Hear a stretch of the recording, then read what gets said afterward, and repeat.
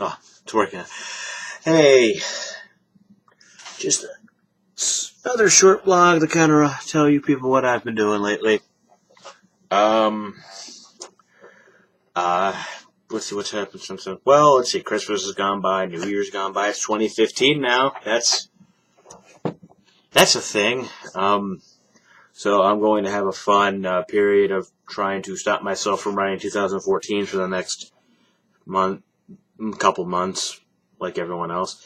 Uh, I'm simultaneously. I want to say I'm glad 2014 son. I kind of had a rough. I don't know. I I had a rough time sometimes, but I had some good times. It's one of those things where I could take or leave it. um, hope all you guys had a good New Year's Eve. Hope Christmas worked out for you. Christmas wasn't too big. It usually isn't, honestly. I got a few things. I mostly just got like some clothes, some money, a few movies. I got Guardians on perfectly acceptable standard definition DVD. Anyone this past year who told me to get a Blu-ray player can continue to suck it. Uh, sorry, I'm a bitter man. I am I don't know, comic book reading. Like since I've talked last, I'm trying to think. I finished a few things. I finished Mark Waid's first Daredevil run, like that initial one before they renumbered it. I finished that.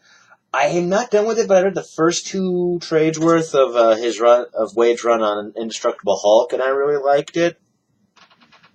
There's probably a few other things. I did get the fourth volume of Uncanny Avengers, and I was disappointed by it. Not like, oh god, this is awful, but just like I kind of don't see the point of it. I don't know. Like I'm the kind of guy who can enjoy a good like look at all these different realities and all these different characters or different worlds. I could get with that, but I don't know. For some reason, I couldn't get behind that one. And I'm a big Remender fan, so that was sort of a disappointment for me. I did. Uh, I finished this bad boy. And was insanely happy to finish this bad boy. This is the Roger Stern Spider-Man omnibus. All of his all of his Spider-Man stuff from the 80s. Notable things featured in here are, of course, the couple popular stories like Nothing Can Stop the Juggernaut, and let's see what others. I'm reading this here. It's really small. The Kid Who Collected Spider-Man. That's a really good one-off. And, of course, the Hobgoblin was introduced in here. And this was just a lot of fun to read. I don't read Spider-Man comics. Honestly, I like Spider-Man. I love, the first two movies a lot. The first two Raimi movies. And I love the 90s show, and I like Spectacular Spider-Man. But I think just because the period of comic time I got into comics, Spider-Man's just not been all that interesting. There was sort of a period for me, like, not directly when Brand New Day started, but, like, once you got, like, New Ways to Die, like, when you had, like, a strong rotating thing of writers, like, you had Mark Waid and Joe Kelly and Dan Slott. I think that was the best point when he was writing Spider-Man. I think since he's shifted to being the only writer, I think he's spread himself insanely thin, and it has not been working out, at least for many people. I know people keep buying it. I know a lot of people are still liking it. I liked Spider Island. I read a few other things. Was not a big fan. I gave Spider-Verse the first two parts a shot, and it was okay. It was fun, but in that same fun of, look at all these different things, and I don't understand the point of what's going on yet. I'll wait to see, like, what everyone says, or at least some people I know who do like Slott stuff, see what they think. Because I know, like, since they've been doing, like, the Return of Peter Parker, like, someone at the comic shop told me the weird, like, learning to crawl arc was really good, but the present day arc was meh, so I'm kind of curious to see where all that's going to go. So now that I got this thing done, sort of an ongoing project for next year. Well, this year, sorry. See what I mean by the whole I have to remind myself it's 2015. I got another big project.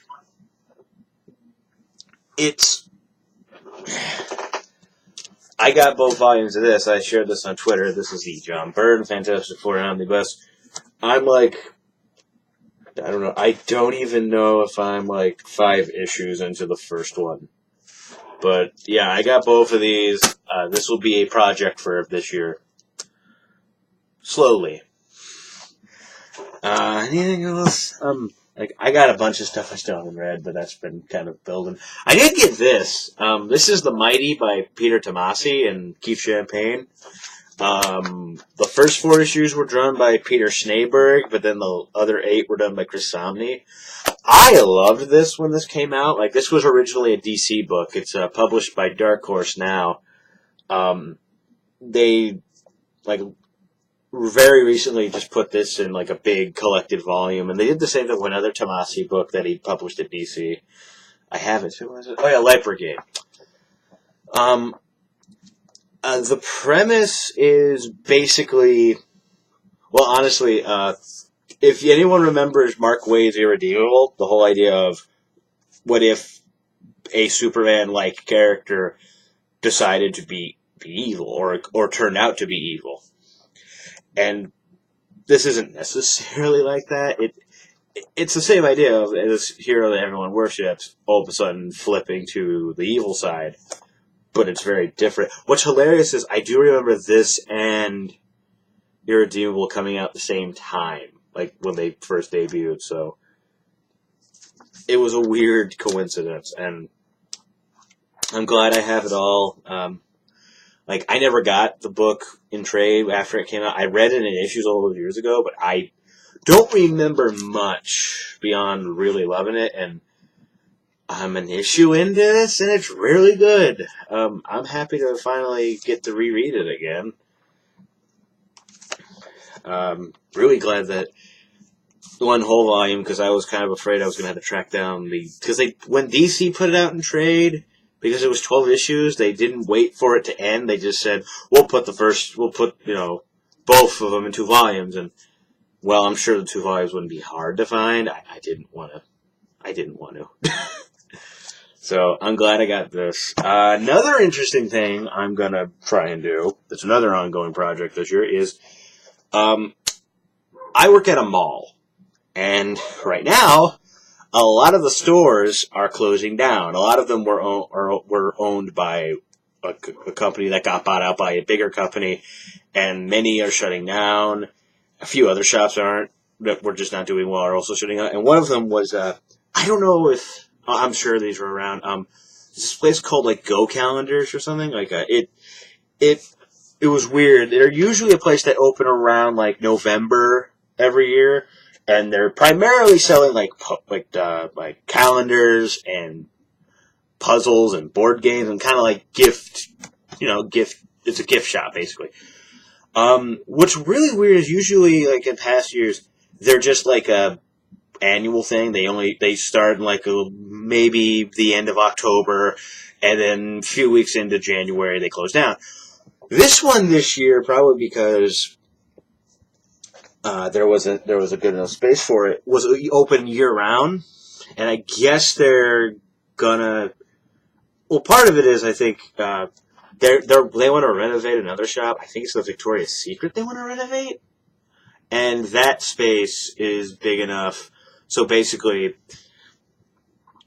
the mall's kind of forcing them out of that spot, and they're just gonna stick to doing the annual thing. Since this is me talking to the guy who owns that particular chain, but of course, store closes, and they did sell a lot of books. A lot of them were from like a company called like BookDeposit.com, basically an outlet store for books, and one of the things they had was this. This is Star Trek Destiny. I did a little reading. I'm not the biggest I don't have the largest knowledge of Trek novels in the world, but from what I can gather, this was a trilogy of stuff. Gods of Night, Mere Mortals, and Lost Souls, and this is the whole collected trilogy in one giant volume. Now, I read a little lip on it. I think I'll be okay. I've seen all the movies. I've seen most of TNG. I've been going for DS9 lately and really liking it. And the reason why I got this was A, it was like $3, and B, I don't read novels for a very honest to God good reason. I have a difficulty with reading text, or at least like just straight books. And here's why. I suffer from a small learning disability, not getting into all those details. So just looking at text for a long time like this, it's tough. I mean, these are far easier because not only does it give me something to look at besides words, the big downside of novels versus comics is they have to be very descriptive, and that's a good thing. That can be a very good thing, but it just adds more words to read, and it becomes a difficulty for me. And I kind of said to myself, you know what, I'm going to try and get this for cheap. If I end up not wanting it after this experiment, I can just sell it and probably make my money back. Like, paid like less than $3 for it. It's like $19. I think my used shop will reimburse me. I am 4 chapters in. Like, I started this like about a week ago now. And did I get it on I think I got it on a Monday. Yeah, I got it on a Monday. So about a week. And I'm only on chapter 4, but to be fair, like the first, counting the prologue, I read the prologue and then chapters 1 and 2. Those 3 sections, the prologue and those 2 chapters, is like 15 pages. Page 3, I am not shitting you, was like 30 pages. And so it took me, it's difficult to read for me, so it took me a while. I'll kind of update people on this as I go on. So far, here's what happens when you get into the first 3 chapters, because this is like a big crossover event of sorts for the Star Trek universe. Like, I know it ties in like Deep Space Nine and Next Generation and Enterprise and the Titan spinoff series. Like, all the stuff going in the books, like, from what I did read up on, the novels, of course, went their own kind of direction after all the shows ended, which I fine by me. I have a massive ton of Doctor Who audios on my hard drive. I can get the concept of doing that. And because of that, they did this big kind of crossover.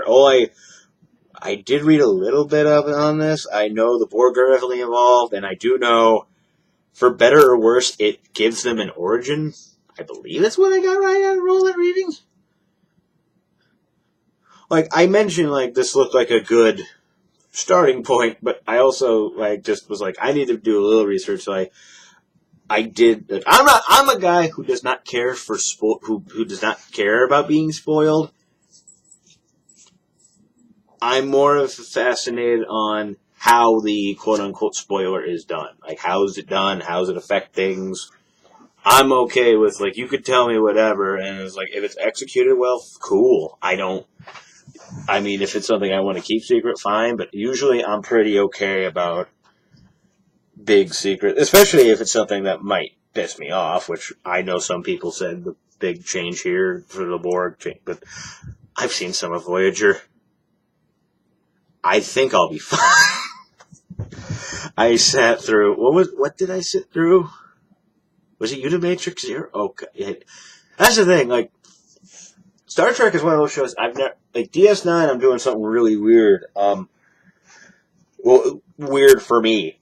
I'm usually just sort of like hunt and pick episodes. I don't watch in any particular order.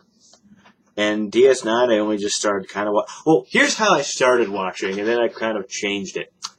I literally started at the first episode of Season 4, and then just sort of kept going until I hit, like, somewhere mid-Season 5, and then I was like, you know what, I'm just going to go from the beginning. I do that with shows where I kind of start not the very first episode, I start in the middle and just sort of come into this point of, wow, I kind of like these things. Then I want to learn more. I literally turn like the first few seasons of something into the prequel stuff. Like, it's weird for me, but it works in my own crazy way. So, sorry. so, I've been getting into that, and I'm really liking that show. I've been a moderate Trek fan. I've seen most of them since back in the day. They'd always be syndicated. Oh, except Enterprise, because Enterprise never made it to 100 episodes. Because I didn't have cable for the longest time. Anyway, I will, anytime I do a video, I'll keep you updated on how far I've gotten into this. 4 chapters total so far, and it's mostly just, like, kind of just establishing all the different players, which, fine. This is over 800 pages. No, wait a minute. It's close to 800 pages. And it's going to be a long ride, but I'm so far not interested. I said that wrong. I'm not disinterested. I'm going to keep going for now, so that's about it for moi. I'm hoping to do more this year, video-wise. I've just fully dropped the ball, and as always, I apologize. If you got anything you want me to try and do, like if you want me to try and review something or give my thoughts on something, like, I'm kind of pushing to do a little more. I've fully abandoned comic news, despite the fact that I know a lot of people love it. I love it. I know Manos loves it. I've done this speech so many times. I'm sorry, but I'm hoping to get Iglistan back on the horse again and do more than Dan Torrey. What? That's a normal goal. Shut up.